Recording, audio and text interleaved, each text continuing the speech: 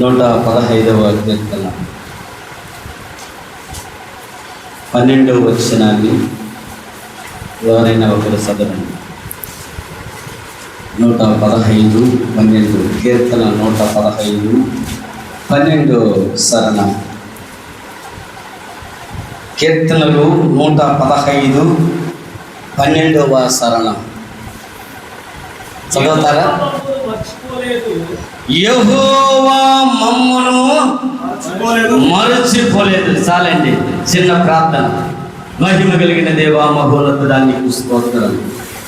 నీవు మమ్మల్ని మరచిపోలేదు నాయన. మాతో ఉండి మాట్లాడి నీ నామానికి మహిమ తెచ్చుకోమని యేసు నామమున అడిగి ప్రార్థన చేసి వేడుకొనుచున్నాము తండ్రి. ఎవరు మనల్ని మరచిపోలేదంట? యెహోవా. యెహోవా అనగా సృష్టికర్త. దేవుని నామానికి మహిమ కలుగును గాక. ఆ సృష్టికర్త మనల్ని ఏం చేయలేదంట? మరచిపోలేదండి. ఆయన మరచిపోయి ఉంటే మనం ఈరోజు అశ్రద్ధకరంగా ఉండేవాడు కాదు. ఇప్పుడు చెప్పండి ఒక హల్లెలూయా, హల్లెలూయా. దాదాపు ఒక 2 సంవత్సరాల క్రితము కరోనా లేకపోతే కరోనా అని వ్యాధి వచ్చిందా? నడవలేక నడిచిపోయారు, మూలగలేక మూలిగారు, ఏడవలేక ఏడిచారు, కన్నీరు విడవలేక విడిచారు. ఆ కరోనాకి చనిపోయిన వారు ఎంత తెలిసినా, ఎన్ని వేల మంది తెలిసినా, 4 కోట్ల మంది చనిపోయారంట. దేశమంతటలో సర్వే. అంటే ఇండియా మాత్రం కాదు, పాకిస్తాన్ మాత్రం కాదు, టోటల్ ఈ భూలోకం అంతా కూడా దేవుడు చెప్పిన మాట ప్రకారం నిండి నిమిడిపోయి ఉంది. భూలోకంలో మానవులు, ఎక్కడ మానవులు లేరని మనం చెప్పగలమా? చెప్పలేం. ఇండియాలో ఎన్ని కోట్ల మంది ఉన్నాం? 140 కోట్ల మంది ఈ భూలోకంలో మానవులుగా మనం బ్రతుకుతున్నాం. ఈ 140 కోట్ల మందిలో కాదు నేను చెప్పేది, ప్రపంచం అంతా సర్వేలో 4 కోట్ల మంది చనిపోయారంట. ఆ మరణాన్ని చూస్తే ఎలా ఉందంటే, మానవుని జన్మం ఏంటి నాయన ఇంత దారుణముగా మారిపోయిందే అంటే, ఒక 50 అడుగుల లోతు గుంత తీసి అందులో కొన్ని కిలోమీటర్ దూరం ఏ నుంచి చూసినామంటే, ఒక మంచి పైపు, పెద్ద పైపు, ఒక తాటి చెట్టు ఉంది కదా, అంత లావంతే కనిపిస్తుంది ఇక్కడి నుంచి చూసామంటే. అందులో శవాలను తెచ్చి వేసుకుంటా వచ్చారండి. శవాలు, పీనుగులు ఆడికి తీసుకురావటం, అలాగనే దోసేయటం. ప్లాస్టిక్ కవర్, పాలిథిన్ కవర్, నల్ల కవర్లు, గోని పట్లు ఏమేమి ఉన్నాయో అన్నిటినీ పోగు చేసుకొని మానవులని ఏం చేశారంటే తీసుకొచ్చి అందులో వేశారు. ఇక్కడ నుంచి చూసామంటే ఒక తాటి చెట్టు అంత గ్యాప్ మాత్రమే కనిపిస్తుంది. అయితే అది లోయ, 50 అడుగుల లోయ. మానవుడు చనిపోతే చాలా దుర్వాసనండి. మానవుడు అంత భ్రష్టుడు ఎప్పుడు లేడు ఈ భూలోకములో. అందుకే దేవుడు చెప్పాడు, మానవుడి జీవితం గాలి లాంటిది, ధూళి లాంటిది, దుమ్ము లాంటిది, నీటిపైన బుడక లాంటిది.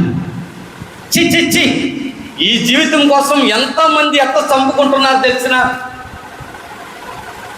కొంతమంది అయితే బానిసలుగా వచ్చిన వారిని ఈ 2 చేతులు ఇలా కట్టేశారండి. ఈ 2 చేతులు కట్టేసి కళ్ళు కట్టేశారు.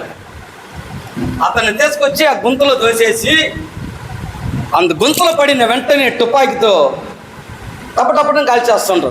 అక్కడనే చనిపోతుంది. ఎంత ఘోరం చూడు, మనిషి చంపుతున్నాడు. ఎంత దారుణం. ఈ విధముగా 4 కోట్ల మందిని భూమిలో పాతిపెట్టారు. ఆది యందు దేవుడు చెప్పాడా, నరుడా నువ్వు మన్ను గనక నువ్వు మన్నుకే తిరగాలి. నువ్వు ఎంత విర్రవీగు, ఎంత తిరుగు, ఎంత ఆడు, నేను ఇంతవాణ్ణి అంతవాణ్ణి పెద్దవాణ్ణి అని నువ్వు అనుకో. ఎప్పుడైనా ఒకరోజు మట్టికి వెళ్ళాలి.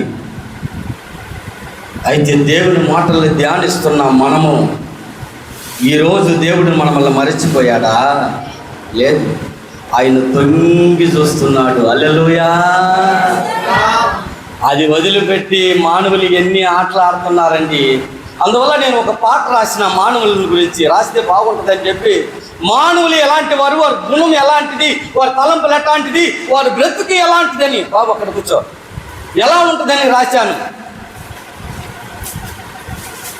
అందులో చాలా చక్కగా కొన్ని మాటలను పొదిగించాను. రాసి దాన్ని దేవుని నామాన్ని గణపరిచినప్పుడు ఏంట్రా మానవుడి జీవితం ఈ విధంగా ఉందా? ఎందుకు ఇలా రాశానంటే మానవుడు గ్రహించలేకపోతున్నాడు. ఆరిపోదువో నీవు, రాలిపోదువో,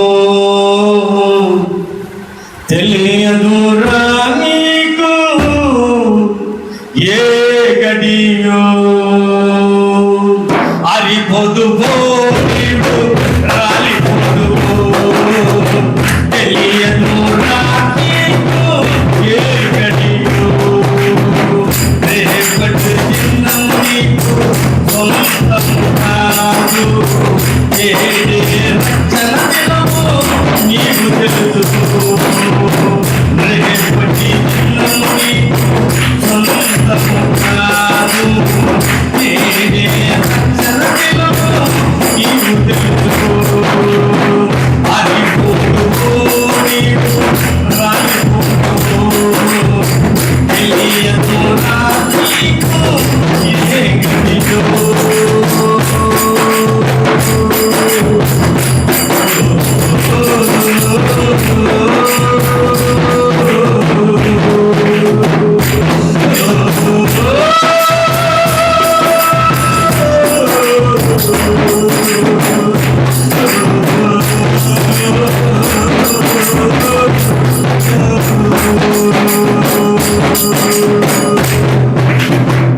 హల్లెలూయా. దేవుడు నిన్ను ఆశీర్వదించాడు, దాన్ని నువ్వేం చేయాలి? మరిచిపోకూడదు. నువ్వు మరిచిపోయావంటే ఆయన అనుగ్రహించిన ఆశీస్సులు, ఆశీర్వాదాలు నువ్వు పోగొట్టుకున్నట్టే. అంతేనా? ఇప్పుడు మనం చక్కగా ఉన్నాము కదా, ఈరోజు మనం ఉన్నాము కదా. గతించిపోయిన సంవత్సరంలో 365 రోజులు ఎంతమంది చనిపోయారు, ఎంతమంది హతమయ్యారు, ఎంతమంది మట్టి లేకపోయారు. ఇప్పుడు మనమందరం సజీవులుగా దేవుడు అనుగ్రహించిన ఆశీస్సులు, ఆశీర్వాదాలు పొందుకొని ఈ మందిరంలో కూర్చొని ఉంటున్నాం. దేవుని నామానికి హల్లెలూయా. ఆయన మనల్ని మరిచిపోలేదండి, ఆయన మనల్ని ఆశీర్వదిస్తున్నాడు. అయితే మనమే ఆయన్ని మరిచిపోతున్నాం అనుకోవచ్చు. ఎవరు మరిచిపోయారయ్యా ఆయన ఇచ్చిన ఆశీర్వాదాన్ని? మేము మరిచిపోయామా అని మనం అనుకోవచ్చు. అమ్మా అయ్యలారా, మనమందరం కూడా ఊరకై భూత శరీరాన్ని ధరించుకొని ఉన్నాము. ఈ శరీరాన్ని మనకిచ్చాడు దేవుడు. శరీర బలకడల వల్ల, బలహీనతల వల్ల దేవుణ్ణి మనం ఏం చేస్తున్నామంటే మరిచిపోతున్నాం. ఈరోజు తారీఖు ఎంత? 1. గతించిపోయిన ఎన్ని రోజులు మనల్ని కాపాడాడు? 30 రోజులు, 31 రోజులు మనల్ని కాపాడాడు. 365 రోజులు ఉంది. ఈ 360 రోజులు ఎంతమంది ఉంటామో, ఎంతమంది పోతామో ఎవరికైనా తెలుసా? తెలీదు.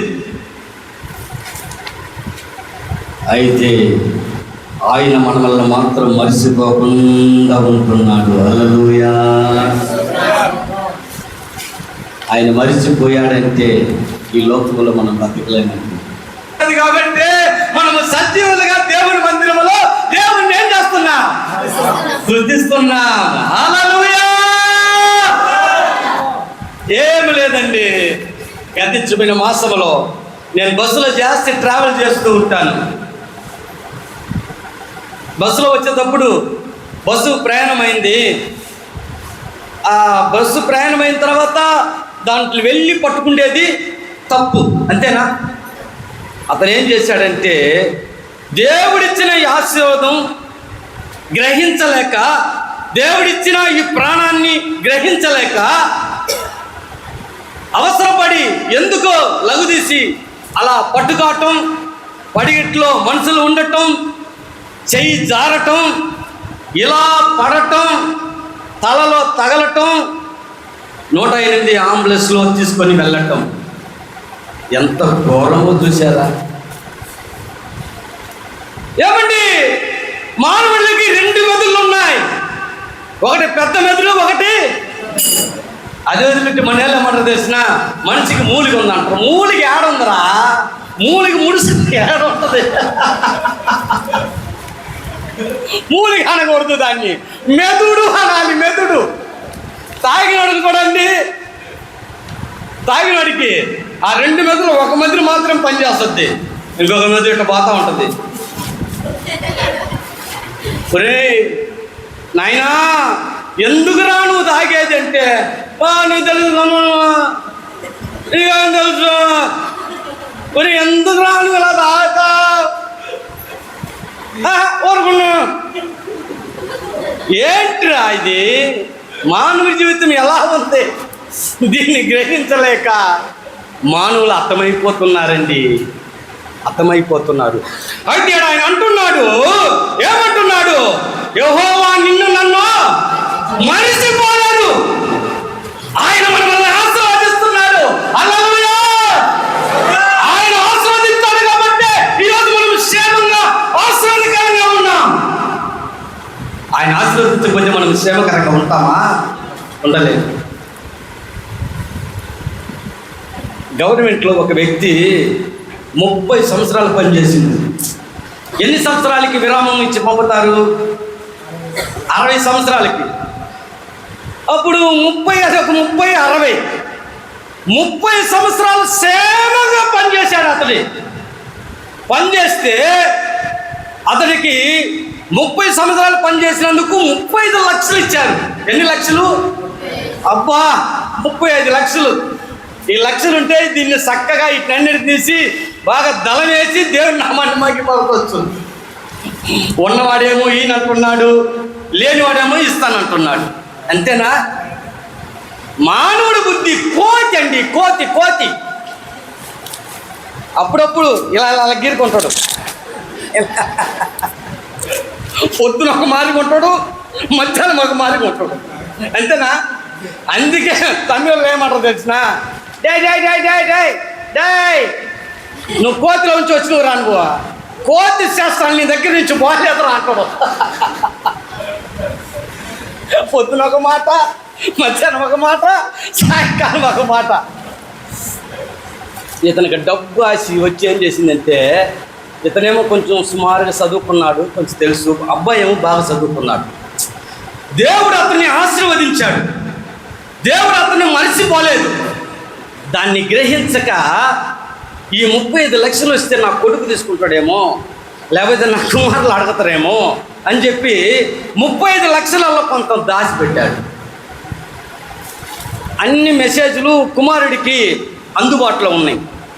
ఏంది నాన్న ఇన్ని లక్షలు వచ్చావే, నువ్వు ఇలా చూపించావే నాన్న అంటే, రే నీకు తెలీదురా, ఇప్పుడే నాకు 60 ఏళ్ళు, ఏమి కష్టపడి 35 లక్షలు నాకు వచ్చినాయి, మీ అందరికీ నేను ఇస్తే నేనేం అనుభవించాను రా, మీ అమ్మ ఉంది నేనున్నా అని ఇలా అంటూ రోజు రోజు పొంగ అతను ఏం చేశాడంటే డ్రింకింగ్ ఇలా పోతా ఉంది. రోజుకు రోజులు గొడవలు చేస్తూ అవుతుంటాయి అబ్బా కొడుకులకి. అబ్బకేమో డబ్బులు ఆశి, కొడుకేమో నాన్న పని అయిపోయింది కదా, అక్కకి ఒక 5 లక్షలు, నాకు ఒక 5 లక్షలు, తమ్ముడికి ఒక 5 లక్షలు, అమ్మకు ఒక 5 లక్షలు, తాను ఒక 5 లక్షలు పెట్టుకొని శుభ్రంగా బ్రతకొచ్చు కదా. అన్ని బొడ్లు ముడతేసి పెట్టుకుంటే ఎలా ఆయన అంటే నేనురా ఇదేరా నువ్వు తీసుకోరా ఇంతేరా అని చెప్పి ఇలా ఇలా ఇలా ఇలా రోజులు పోతా ఉన్నాయి. రోజుకు రోజు వాళ్ళకిద్దరికి ఏమవుతుందంటే తగులు జాస్తి అవుతున్నాయి. అవటం వల్ల అతను తాగటం, కోపంలో ఒక తట్టు తట్టడం, మనిషి ఇలా తట్టినట్టు ఏం మూలకంటే మనిషి పక్కన పోయాడు, పొడుచుకున్న మట్ల అలాగ నిలబడ్డాడు. అయిపోయింది అక్కడే పెట్టి చూస్తే అయిపోయింది పని.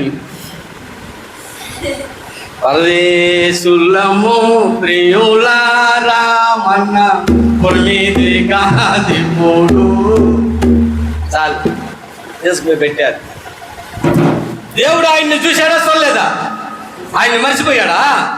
మర్చిపోలేదు. 35 లక్షలు ఇచ్చాడు. 30 సంవత్సరాలు పనిచేస్తావు, 60 సంవత్సరాలు బ్రతికావు.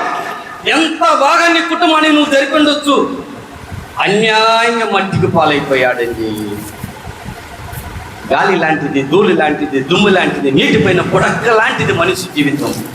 దేవుడు మనల్ని ఆశీర్వదిస్తే ఆ ఆశీర్వాదాన్ని మనం ఏం చేస్తున్నాము? పోగొట్టుకుంటున్నాము. అప్పుడు మన జీవితం ఎంత అల్పమైంది చూడు. దీన్ని కూడా ఒక పాటగా రాశా. అయ్యగారు 60 చెప్పాడు వాక్యం చెప్పమని. ఈ పాట పాడతాను, వినండి ఎంత బాగుందో. అల్పమైనది స్వల్పమైనది నా ప్రాణం నాలో స్థిరము కానిది. అల్పమైనది స్వల్పమైనది నా ప్రాణం నాలో స్థిరము కానిది.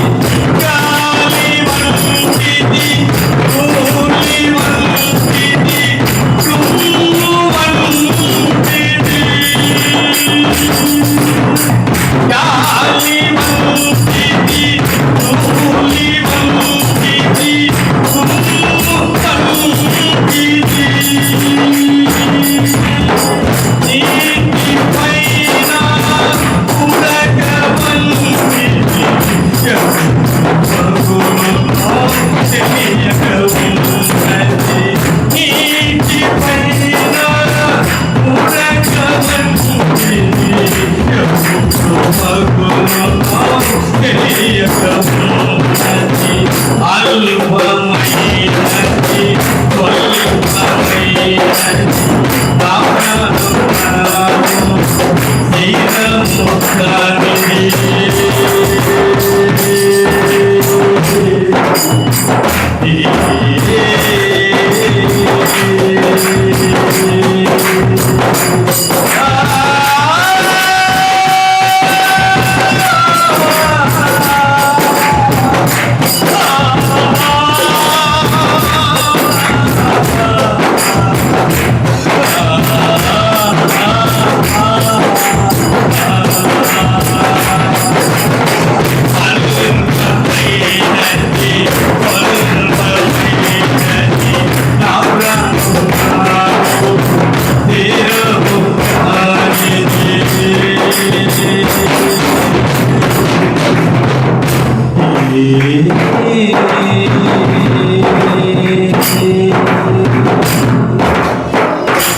హల్లెలూయా. దేవుడు అతని కుటుంబాన్ని మరిచిపోలేదు, ఆశీర్వదించాడు. ఆ ఆశీర్వాదాన్ని ఎవరు కాళ్ళు కనుక్కున్నారు? ఆ ఇంటి యజమానుడు కదా. దేవుడు మనల్ని మరిచిపోడండి. ఆయన మరిచిపోవడానికి ఆయన అన్యాయస్తుడు కాదు. ఆయన ఆశీర్వదించే ఆశీర్వాదాన్ని మనం అన్యాయంగా పోగొట్టుకుంటున్నాం. అయితే మనం ఏం చేయాలంటే ఆయన అనుగ్రహించే ఆశీస్సులు, ఆశీర్వాదాలు పొందుకునేదానికి మనం తయారుగా ఉండాలి. కొంతమంది పొందుకునేదానికి తయారుగా ఉంటున్నారు, కొంతమంది పొందుకున్న తర్వాత దాన్ని పోగొట్టుకుంటున్నారు. అంతేనా? ఇతను అంతే పోగొట్టుకున్నాడు. లాస్ట్లో రిటైర్మెంట్ అప్పుడు ఏం చేస్తారు తెలిసిన, మంచి సాల్వ్ ఒకటి వేసి చెక్కులు కవర్లు వేసి ఒక గొడుగు ఒకటి ఇచ్చి పంపుతారు. గొడుగు ఎందుకు ఇస్తారు చెప్పండి? నాయనా 30 సంవత్సరాలు ఈ భూలోకంలో గవర్నమెంట్లో నువ్వు పనిచేశావు, ఇప్పుడు నీకు 60 వయసు, నువ్వు వృద్ధాప్యంలో ఉంటున్నావు, నీకు ఎండ దెబ్బైనా వడదెబ్బైనా తగలకుండా నువ్వు బయటకు వెళ్ళినప్పుడు గొడుగేసుకొని వెళ్ళు నాయన అని గొడుగిస్తారు. గొడుగు పోయింది, 35 లక్షలు పోయింది, పోయి మట్టిలో పనుకున్నాడు. అంతేనా? దేవుడు అనుగ్రహించే ఆశీస్సులు ఆశీర్వాదాలు మనం పోగొట్టు కాకూడదండి, పోగొట్టు కాకూడదు. బైబిల్లో ఒక మనిషి పోగొట్టుకున్న మనిషి ఒక వ్యక్తి ఉన్నాడు. చాలామంది ఉన్నారు, అందులో ఒక వ్యక్తిని నేను మీకు చూపిస్తాను. ఒకసారి ఏం చేశారంటే, మాకు వివాహం అయ్యి దాదాపు 22 సంవత్సరాలు అవుతుంది. 22 సంవత్సరాల్లో దేవుడు మమ్మల్ని మా కుటుంబాన్ని ఎలా ఆశీర్వదించాడంటే అలా ఆశీర్వదించాడు. హల్లెలూయా. నేనేం చేశానంటే మా అక్క కూతుర్ని వివాహం చేసుకున్నాను. చేసుకుంటే అందరూ అన్నారు, నాన్న నీకు వివాహమా అన్నారు. అవునయ్యా అన్నా. ఎవరిని చేసుకుంటున్నావు? ఎక్కడమ్మాయి అన్నారు. ఎవరో కాదు, ఎక్కడో కాదు, మా అక్క కూతురే అని చెప్పాను. అలానా, ఎలా పొత్తు కుదురుతుంది అన్నాడు. ఎందుకు పొత్తు కుదరదు? కుదురుతుందే అన్నా. లేదు నాన్న, నీది ఒకే రక్తం, మీ అక్కది ఒకే రక్తం, మీ అక్కకు పుట్టిన మీ అక్క కూతురికి ఒకే రక్తం. అలా మీరు వివాహం చేసుకున్నారంటే మీకు పుట్టే బిడ్డలు అవిటిగానో కుంటిగానో వికలాంగులుగానో పుడతారయ్యా అని భయపెట్టారు. ఏంట్రా ఇది, ఎలా పుడతారు అని అంటున్నా? ఈ భూలోకంలో ఉన్న మానవులందరూ కూడా దేవుని ద్వారా సృష్టింపబడిన వారు. లేని వాడికి బిడ్డలు ఇస్తున్నాడు, ఉన్నవాడికి ఇస్తున్నాడు, పేదలకు ఇస్తున్నాడు, దరిద్రుడికి ఇస్తున్నాడు. నాకు పుట్టే బిడ్డలు మాత్రం ఎందుకు అలా పుడతారు? 12 వయసు నుంచి దేవుడు నన్ను మర్చిపోలేదు. నా తల్లి గర్భంలో పుట్టినది మొదలుకొని నన్ను మర్చిపోలేదు. నా ఊహ దరిద్రం నుంచి దేవుడు నన్ను మర్చిపోకుండా నన్ను ఆశీర్వదించాడు అని చెప్పి ఎలాగో వివాహమైంది, చక్కగా ఉంది. 2 బిడ్డలు పుట్టారు, 2 ఆశీర్వాదకరంగా ఉన్నారు. హల్లెలూయా. ఇది దేవుని ఆశీర్వాదం కాదా? దేవుని ఆశీర్వాదం. ఆయన ఆశీర్వదించారు కాబట్టి క్షేమంగా ఉంటున్నాం మేము. ఆయన ఆశీర్వదించారు కాబట్టి మనం క్షేమంగా ఉంటున్నాం. కొంతమంది ఆశీర్వాదాన్ని పొందుకొని దాన్ని తన కాళ్ళల్లో తన్నుకొని పోగొట్టుకుంటున్నారండి.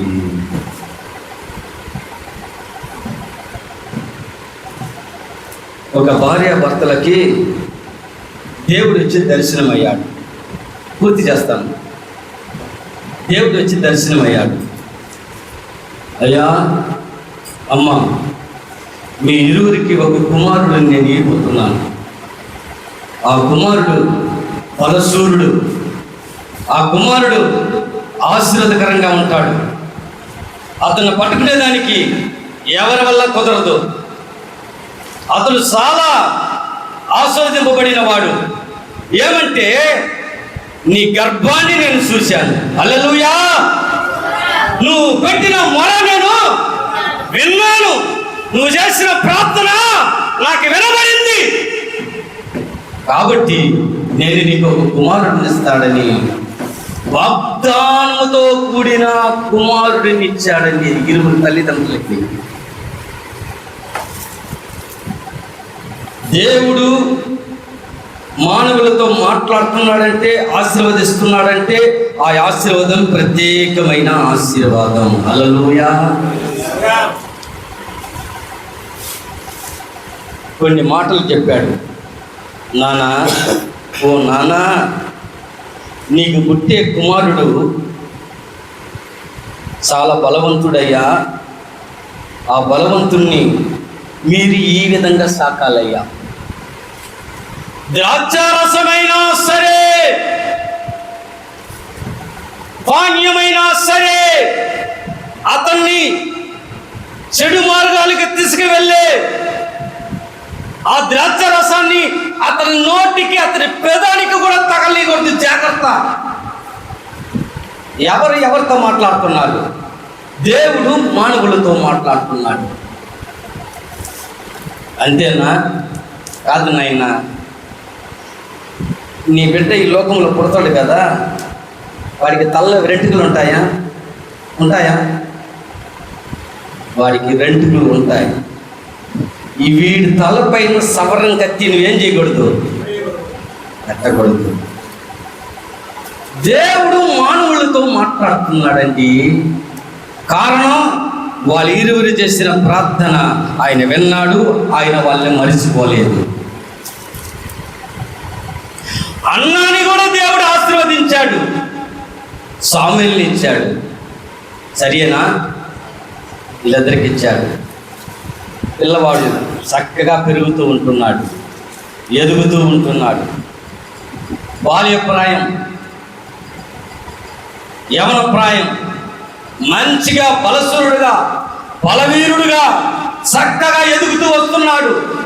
దేవుడిచ్చిన ఆశీర్వాదం అతని తల్లిదండ్రులు ఇరువురు కూడా ఏం చేస్తున్నారు? పొందుకొని ఉంటున్నారు. కొన్ని సంవత్సరాలు అయిపోయాయి. అమ్మా, ఆ నిద్రపోతాం చూడు. అమ్మమ్మ కొంచెం విన్నమ్మా, పూర్తి చేస్తాను.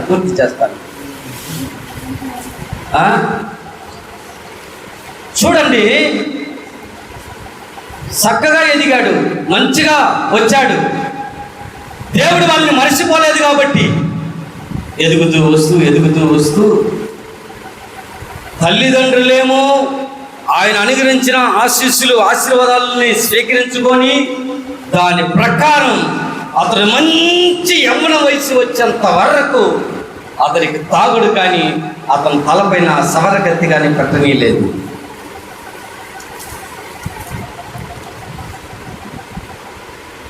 ఈ మాట ఆ బాబుకి తల్లిదండ్రులు చెప్పుకుంటారా? ఖచ్చితంగా చెప్పుకుంటారు. కొన్ని సంవత్సరాలు దేవుడు నన్ను మరిచిపోలేదు, ఆయన నన్ను ఆశీర్వదించాడు. కొన్ని వేల మందిని నేను యుద్ధమాడాను, చంపాను, న్యాయమే చేసుకుంటా వచ్చాడు. అతని పేరు మనసులోకి వచ్చింది. భయంకరంగా ఉంటాడు మనిషి. అంతగా చక్కగా ఎదుగుతూ వస్తూ ఉన్నప్పుడు తల్లిదండ్రులు చెప్పారు, ఇలా ఉండాలి నాయనా, నువ్వు ఇలా చేయాలి నాయనా, నీవు నాజూరు చేయబడిన బిడ్డవి, నీ పైన సవరం కత్తి అయినా సరే, తాగుడైనా నీలో త్రాగుడయ్యా అని చెప్పి పంపిస్తే ఇతడు కొన్ని సంవత్సరాలు అయిన తర్వాత తల్లిదండ్రుల మాట వినలేదు. దేవుడు అనుగ్రహించిన ఆశీర్వాదాలని కొంచెంగా అతడు పోగొట్టుకుంటూ వస్తున్నాడు. ఎలాగో ఇతన్ని చంపాలని కంకణము కట్టుకొని తిరుగుతూ ఉంటున్నారు. ఒక పక్క ఇతన్ని నాశనం చేయాలని, ఇతన్ని లేకుండా చేయాలి అని ఒక పక్క దేవుడు అనుగ్రహించిన ఆశీర్వాదాలు అతడు పోగొట్టుకున్నాడు. మెల్లమెల్లగా దేశదిమ్మరిగా మారటానికి ప్రారంభించాడు. తల్లిదండ్రుల మాట వినలేదు, దేవుని మాట వినలేదు. దేవుడు అనుగ్రహించిన ఆశీర్వాదాలను పోగొట్టడానికి ప్రారంభించాడు. ఇప్పుడు చదవండి మీరు ఆ వాక్యం. న్యాయాధిపతుల గ్రంథం నేను పూర్తి చేస్తాను. 16వ అధ్యాయం 17 వచనాన్ని చెప్పండి, త్వరగా చెప్పి పూర్తి చేస్తాను. అప్పుడు తన అభిప్రాయమంతయు ఆమెకి తెలియజేసెను. నేను నా తల్లి గర్భము నుండి పుట్టినది మొదలుకొని దేవునికి నాజూరు చేయబడిన వాడనై ఉన్నాను.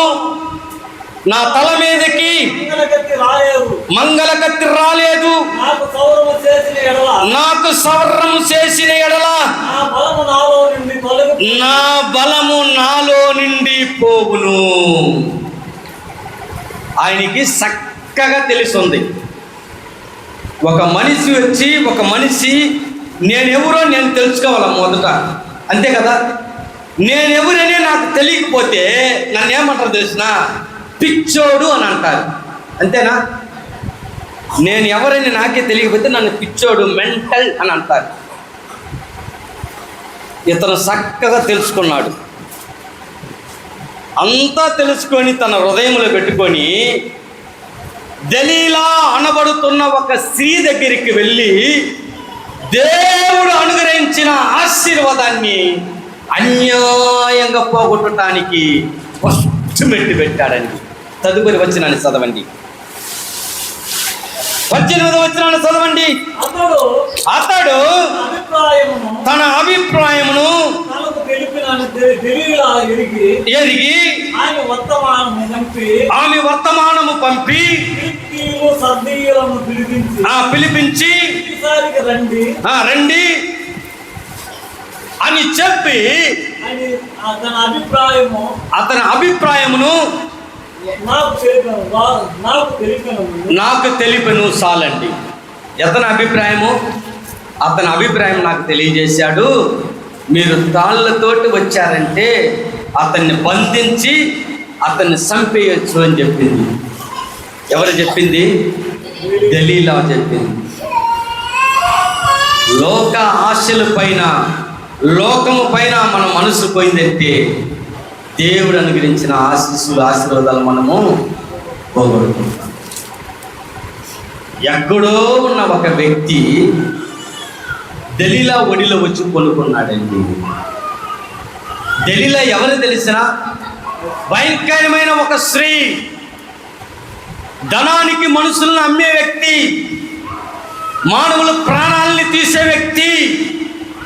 ఆ స్త్రీ ఒడిలో వచ్చి ఈ సంసోనును వచ్చి కొనుక్కున్నాడు. ఎంత ఘోరం చూసినా దేవుడేమో సింసన్ను మరిచిపోలేదు, వాళ్ళ తల్లిదండ్రులను మరిచిపోలేదు. ఆయన ఆశీర్వదించాడు. వీళ్ళేమో ఆశీర్వాదాన్ని తీసుకున్నారు. తీసుకున్న ఆశీర్వాదాన్ని వీళ్ళు ఏం చేశారు? మరచిపోయారు. ఆయన్ని మనము మరచిపోయామంటే ఆయన మనల్ని మరచిపోతాడు. తదుపరి వచనం 20వ వచనం చదవండి. ఆమె 19. ఆమె తన తొడ మీద అతన్ని నిద్రపుచ్చి ఒక మనిషిని పిలిపించి వాని చేత అతని తల మీద 7 జడలను అతన్ని బాధించుటకు అతన్ని మొదలు పెట్టాను. ఫస్ట్ సారి కట్టారండి. అతనికి ఊరికి అనాథంగా తెంపుకొని బయటకు వచ్చాడు. పురికోసులు ఏ విధంగా ఉంటాయి? పురికోసులు అవి నిప్పు తగిలిన వెంటనే భిన్న కాలిపోతాయి. తాడ్లలో 2 రకాల తాడ్లు ఉన్నాయి కదా. నిప్పు తగిలిన వెంటనే అలాగనే కాలి బూడిదైనట్టి పురికోసుల వలె అతను వాటిని తెంపుకొని వచ్చాడంట. మళ్ళా ఎవరి కట్టని తాడ్లు తెచ్చి, కొత్త తాడ్లు తెచ్చి మళ్ళా అతన్ని కట్టారంట. మళ్ళా అతన్ని కట్టేసి అతన్ని బంధిస్తూ పెడితే దలీలా వచ్చి చెప్తుంది, సంసోను వారు నీ పైకి వచ్చారు, నిన్ను సంపాలని వచ్చారు, జాగ్రత్త లేయనేలకే. అతను ఏం చేశాడంట? కొత్త తాడులు, అంటే బైబిల్లో ఉంది పాత తిత్తులు కొత్త తిత్తులు అని ఉన్నాయి కదా. పాత తిత్తులు కొత్త తిత్తులు. ఇందులో పాతవి కాదు అతన్ని కట్టింది, కొత్త తాడులతో కట్టి అక్కడ పండ పెడితే ఈమె చెప్పిన వెంటనే వాటిని అనాశంగా తెప్పుకొని వచ్చింది అంతండి. తర్వాత ఆమె అంటుంది, వీడు ఎప్పుడు దేవుణ్ణి ఆశీర్వాదాలని పోగొట్టడానికి లోకం వైపు చూశాడో అప్పుడు ఆమె అంటుంది, నీవు నీ రహస్యాన్ని, నీ బలాన్ని ఎక్కడుందో నువ్వు నాకు చెప్పవా? నేను నీ ప్రియురాలుని కదా, ఎలా మాయ మాటలు చెప్పి అతనికి వచ్చిన ఆశీర్వాదాల్ని నేలపాలు చేస్తుందో చూడండి దెలీలా. ఇవన్నీ దేవుడు చూస్తున్నాడా చూడలేదా? తప్పకుండా చూస్తున్నాడు. ఆయన చూసే దేవుడు అండి, ఆయన చూడని దేవుడు కాదు. ఆయన్ని అక్కడ పండేసింది తెలుసు, కట్టేసింది తెలుసు, ఏ తాడులో కడుతున్నాడో తెలుసు, వాడు ఏ తాడులో తెంపుకొని వస్తున్నాడో ఎప్పుడు, వాడు ఎలా చనిపోతాడని కూడా ఆయనకి తెలుసు. ఆయన సృష్టికర్త. హల్లెలూయా. ఆయనకి మరుగైనది ఏది లేదు. ఇప్పుడు నిజాన్ని చెప్పాడు చూడండి, 20వ వచనం. ఆమె ఫిలిష్తీయులు నీ మీద అనగా నిద్ర మేలుకొని బయలుదేరి అనుకొనేను. అయితే యెహోవా అతడి నుంచి ఎడబాటునని ఎవరికి తెలియదు? సంసోనుకి తెలియదండి. దూరం అయిపోయాడు దేవుడు ఉన్నంత వరకు. మొదటిసారి కట్టేస్తే తెంచుకొని వచ్చాడు, రెండోసారి కట్టేస్తే తెంచుకొని వచ్చాడు, మూడోసారి ఈ ప్రియురాలైన నాతో నువ్వు రహస్యాన్ని చెప్పవా, రహస్యాన్ని చెప్పయ్యా అని అంటే అప్పుడు చెప్పిందన్నమాట, నా బలమంతా ఈ ఎంటికలలో ఉంది.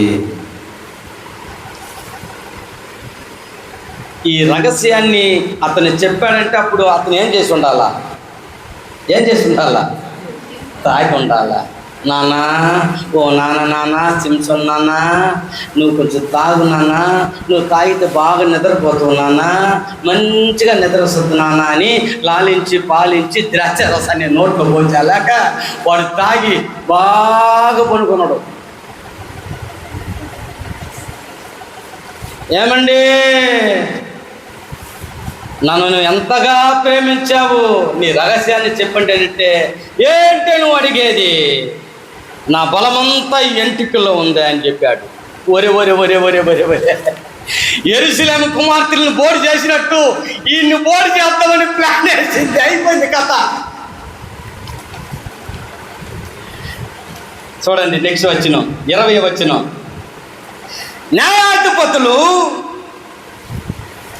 ఆమెను ఫిలిష్తీయులు నీ మీద పడుచున్నారు అని చెప్పగా నిద్ర మేలుకొని అతడు ఏం చేశాడంటే లేచాడండి. లేస్తే అతనిలో ఉన్న బలం అతనిలో లేదు. ఆరిపోబోతున్నాడు, రాలిపోబోతున్నాడు, అంతే. దేవుడేమో ఆశీర్వదించాడు, ఆ ఆశీర్వాదాన్ని అన్యాయంగా తన కాళ్ళల్లో తన్నుకొని సావనై ఉంటున్నాడు. 20 వచనం చూడండి, 21వ వచనం. అప్పుడు ఫిలిష్తీయులను పట్టుకొని అతని కన్నులను ఊడబీకి తీసుకొచ్చి గాజాకు అతను తీసుకొని వచ్చి ఇత్తడి సంకెళ్ళ చేత అతన్ని బంధించిరి. మొదటి తాళ్ళు పోయి, రెండో తాళ్ళు పోయి, మూడో తాళ్ళు పోయి, ఇత్తడి సంకెళ్ళతో అతన్ని బంధించారంట. ఇత్తడి సంకెళ్ళు. వారికి డౌట్, ఒకవేళ ఈసారి కూడా తెంపుకొని వస్తారేమో అని వారి అపనమ్మకాన్ని బట్టి చేసుకొచ్చి ఇత్తడి సంఖ్యలతో అతన్ని బంధించారండి. ఈ ఇద్దరు సంఖ్యల్ని అతను తెంపాడా తెంపలేదా? తెంపాడు. ఎప్పుడు తెలిసినా తెంపాడు. నాయనా, నా తల్లిదండ్రులు చెప్పింది నేను మరిచిపోయినా నాయనా. ఓ నాయనా, నువ్వు ఇచ్చిన ఆశీర్వాదాలు నేను పొందుకోలేకపోయాను నాయనా. ఈ ఒక్కసారి మాత్రం నన్ను క్షమించు నాయనా. నువ్వు ఆశీర్వాదాన్ని నా కాళ్ళ నేను తన్నుకున్నాను నాయనా. ఇత్తడి సంఖ్యలు. దేవుడు అతని నుంచి ఎడబాటిండని అతనికి తెలియలేదు. దేవుడు అతన్ని ఎడబాటిందని అతనికి తెలియలేదు. తర్వాత దేవుని సన్నిధికి వచ్చి, నన్ను క్షమించు నాయన, మా నాన్న మాట మా అమ్మ మాట నేను వినలేదయ్యా. వాళ్ళు నాకు చెప్పారు తాగకూడదు, సవరం కత్తి నా తలపైన పడకూడదని. నన్ను క్షమించు నాయన. అతడు చేసిన తప్పు వల్ల అతడు 2 కళ్ళని పొడిచి తీశారండి. ఒకసారి నేను పూర్తి చేస్తాను. మన వాళ్ళు ఏమంటారు తెలిసిన, రే పని చేస్తున్నావు కదా, నువ్వు పని చేస్తున్నావు కదా, కన్ను పొడిచే పుల్లని కనిపెట్టి చూడాలంటారు. విన్నారా ఎప్పుడన్నా ఈ మాట? కన్ను పొడిచే పుల్లని ఏం చేయాలా? కనిపెట్టి చూడాలని అంటారు. నేను ఇది చెప్పి పూర్తి చేస్తాను.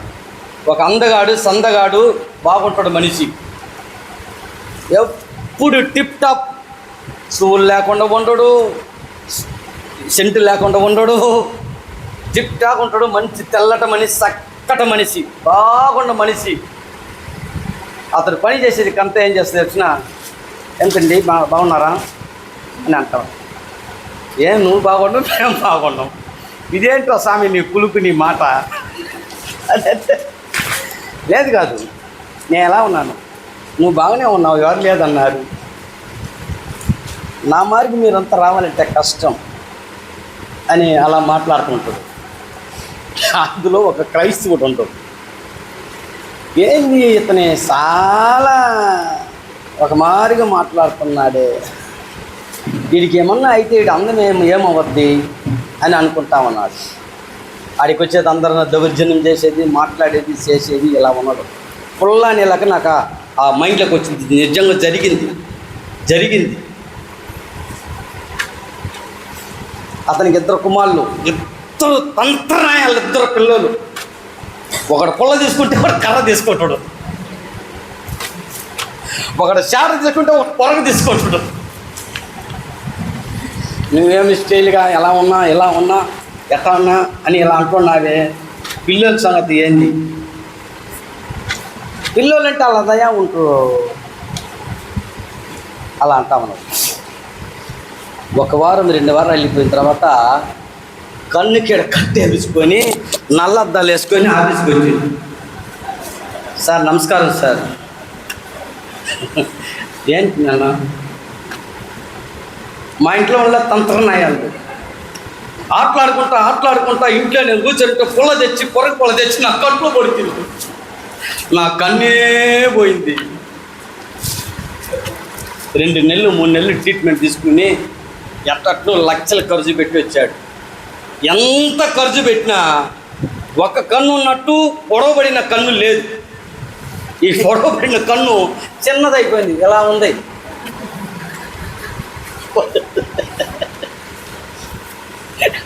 కన్ను పొడి చెప్పాలని కన్ను పెట్టుకోవాలని చెప్తే అన్ని కన్ను పొడిపించుకొని వచ్చి నల్లబెట్టు అసలు ఏంటి సార్ ఇదంటే నా తలరాత. అందుకని ఇలాంటి దౌర్జన్యం ఉండకూడదు. ఎచ్చులు ఎందుకు నీకు? దేవుడు చక్కగా నిన్ను ఆశీర్వదించి అందంగా సన్నంగా బాగా నేను పెట్టిండు, చెంటు కొట్టుకో, అన్ని కొట్టుకో. ఏడకొచ్చి నువ్వు ఏంది అందరి కాడ నేను ఎటటువంటి నేను తెల్లగున్నా, ఇలా ఉన్నా, అలా ఉన్నాను అంటున్నావే. దేవుడి నెత్తలకు గుట్టెట్టు చేసిండు చూడు. దేవుడిచ్చే ఆశీర్వాదాలని ఇలా బాగుంటుకుంటాం. బైబిల్లో ఒక మాట ఉంది, ప్రార్థన చేసే నీవు నీ నోట్లో ఉంచి చెడ్డ మాట రాకూడదని ఉందా? పొరపాటుగానే రాకూడదంట. వస్తే నువ్వు ఎంత ప్రార్థన చేసినా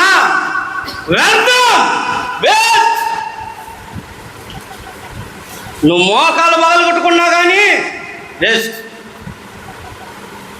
ప్రియమైన దేవుని బిడ్డలారా, ఆయన మనల్ని ఆశీర్వదించేదానికి సిద్ధంగా ఉన్నాడు. వాటిని మనం పొందుకునేదానికి సిద్ధంగా ఉంటున్నాం. దాన్ని కాపాడుకొని తెలుసుకోవాలని శింషోన్ని ఆశీర్వదించాడు.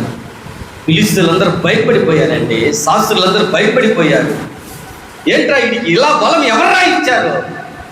దలీలాన్ని పడితేనే మన సంపన్న మాత్రం ప్లాన్ వేశారు. యేసుక్రీస్తుని ఏ విధముగా ప్లాన్ వేసి సిలువ ఎక్కేయాలని వాళ్ళు తలంపులు కలిగి చెడ్డ తలంపులు కలిగి ఉన్నారు, అదే తలంపులు వీళ్ళు కలిగి ఉన్నారు. చివరికి ఇద్దరి సంగిళ్లలో అతన్ని కట్టివేశారు. పరిస్థితి దారుణమైపోయింది. బైబిల్లో పొళ్ళతో పడవకుండా 2 ఏళ్ళతో పొడిసి కన్నులు బయటికి లాగింది ఇతన్ని, ఎవరు కాదు. ఏళ్ళు ఉండే కదా, ఏళ్ళు ఇలా అట్ట పెట్టి అట్నే లోపలికి వచ్చి 2 కళ్ళు అట్ట బయటికి లాగిండ్రంట.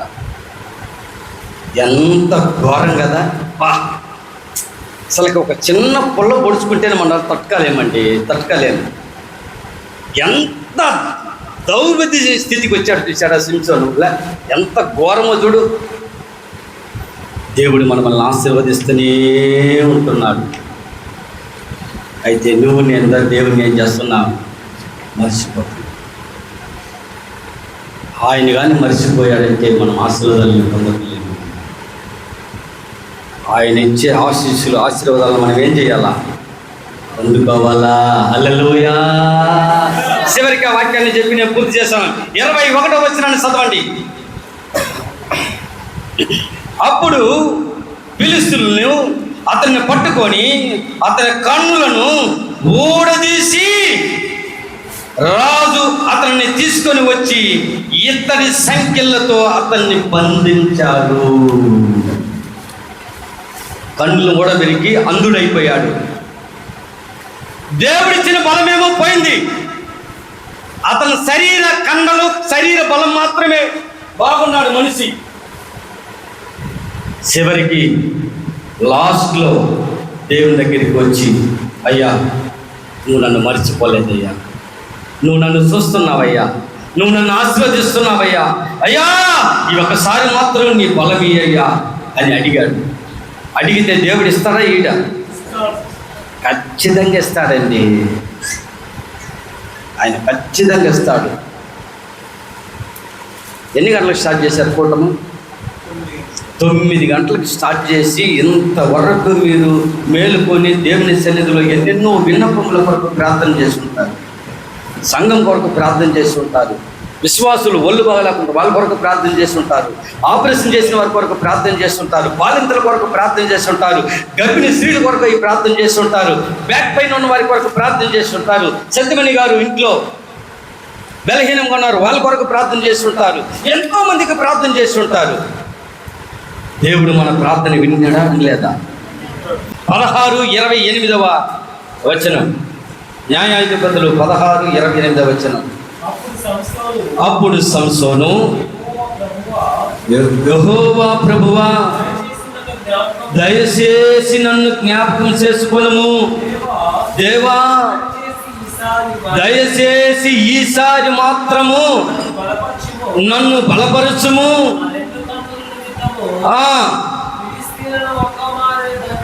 ఫిలిష్తీయుని ఒక్కమారే దండించి పగ తీర్చుకుందునని యెహోవాకు మొరపెట్టెను. హల్లెలూయా. యెహోవా ఆయన మొర విన్నాడా వినలేదా?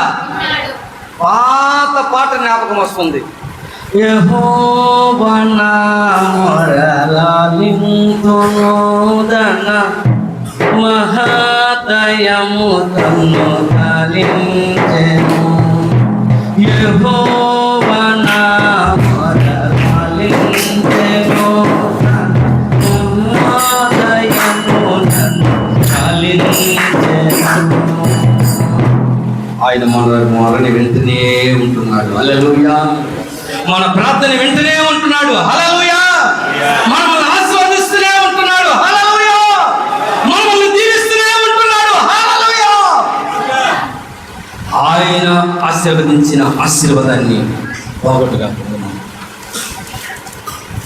నాకు తెలిసి 12 సంవత్సరాల నుంచి ఈ దేవుడిని గట్టిగా పట్టుకొని ఆయన నామాన్ని వదలకుండా ఉన్నాను. హల్లెలూయా.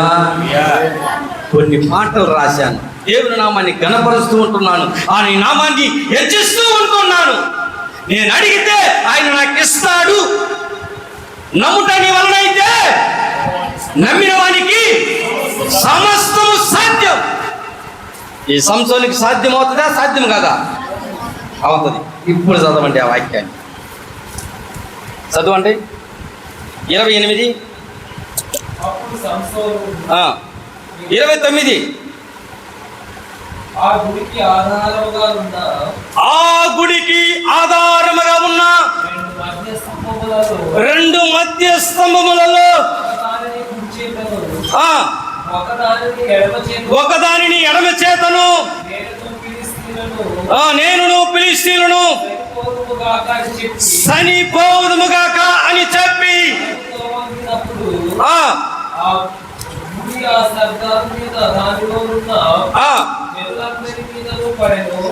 జనులందరి మీద పడెను.